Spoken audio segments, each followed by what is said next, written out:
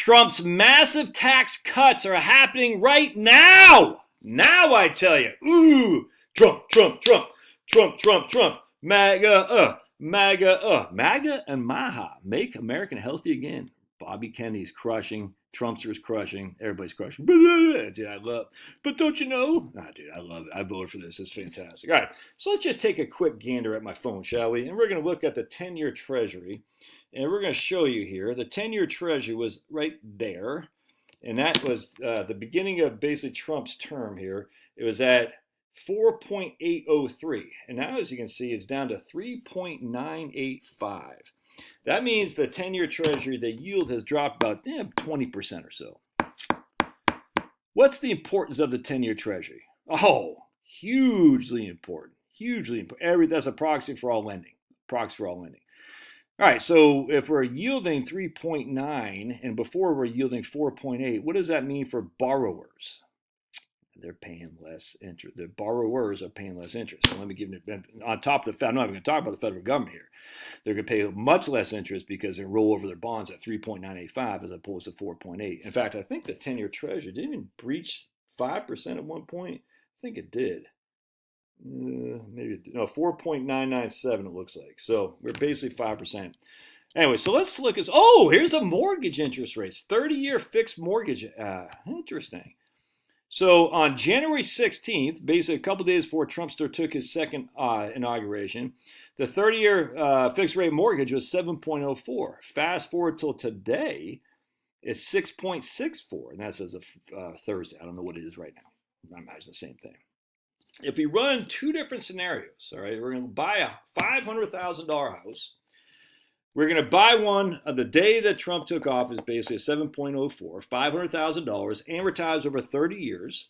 Our payment would be $3,300 and basically $40 a month. We'd end up paying $1.2 million in total dollars on mortgage principal and interest. All right, that's what we'll pay. Now, this does not include escrow. I can't believe how I have to describe this. Escrow is property tax and homeowners insurance. That is going to exist regardless of what the interest rate on your mortgage is. You're always going to have escrow. All right, that continues on even after the mortgage is paid. So, you're not including escrow. When I hear these guys on YouTube, I'm like, can we? I like the comments. I don't mind them, but just can we think before we comment, please?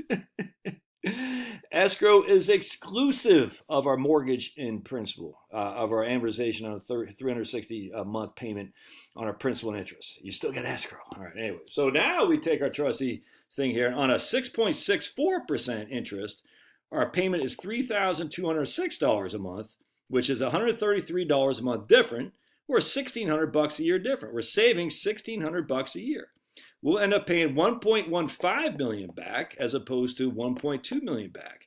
Now, if we take that $133 a month and we invest it at just VTI for simplicity, and we get 8% a year on that guy over 30 years, we'll have $198,217. That's what we'll have at the end of 30 years. So that $50,000 a year you saved in your mortgage, you invest, you got basically $200,000. So that Trump tax cut saved you $200,000. Now, I get it. Well, no one's going to do that. No, 100% I get that. It's kind of like buy term and invest the rest. Very few people actually invest the rest. But facts are the interest rates are going down significantly, which is a huge tax cut to people who borrow money, which is the people we need to borrow money to buy these houses. We need younger people to buy houses. It's also going to reduce the interest that we pay to the federal government. Now, again, that doesn't bother me so much because we receive the interest that the federal government pays, but it's just a fact.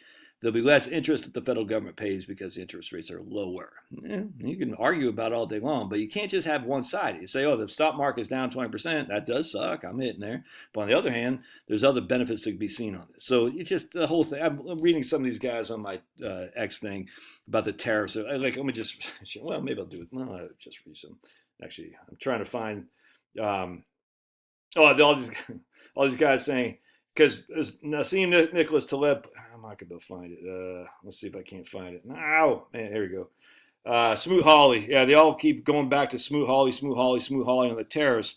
And I said, how come tariffs worked so well in 1897 then? I literally can't understand these pundits who say they won't work, yet we have explicit evidence that they do. And this guy says, well, this is in 1897. International trade is greater in many products the U.S. buys from other countries. Again, we're referring to Smoot-Hawley as a negative of why tariffs are bad. I said, well, we are at Smoot-Hawley in 1930 was closer to the Dingley Tariff Act of 1897 than we are to Smoot-Hawley. Right? On top of that, we had the Forney Tariff of 1922. So that was, 8 years later, we had the Smoot-Hawley. And we didn't have massive depression from the Forney Tariff either. So the whole thing's just stupid to me. It's like, oh, this other guy says, I say, weird how 1897 is closer to Smoot-Hawley than 2025 is. Yet Smoot-Hawley is evidence that tariffs are bad somehow. Weird. And then these other people say, right here, are we really comparing 1897 to 2025, you retard? I said, oh, we can't compare 1897 to 2025, but we can compare 1930 to 2025. Got it. This one guy says, is this engagement bait? You can't be serious. You are so unserious. I said, well, prove me wrong. Try it. Anyway, and this guy says, there was also a huge recession after the tariffs, and they're just not true. It wasn't at all. These guys are just making stuff up. This one guy says right here about tariffs. In 1897, there's no, again, this is his argument against why the 1897 tariffs did not do damage. In fact, it helped the American manufacturing base significantly. It absolutely allowed us to take over the manufacturing from the UK. Now, UK is dead to rights. So UK is done. There's no other way around it, and we are still crushing. In 1897, there was no globe-spanning interconnected supply and finance chains. There absolutely was.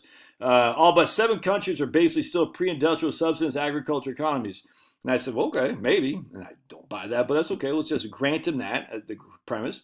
So tariffs inherently don't hurt economic growth then. Thank you. That's all I want to say. And when they say, well, you can't say tariffs always and everywhere hurt economic growth. And then when I say they don't, say, well, because of this, that, and the other. Then inherently they don't hurt necessarily. They could, but not necessarily. Maybe there's other things that go along with it. Anyway, keep going, Trump. Trump tax cuts are here, and it's fantastic. God bless. Love to hear your thoughts.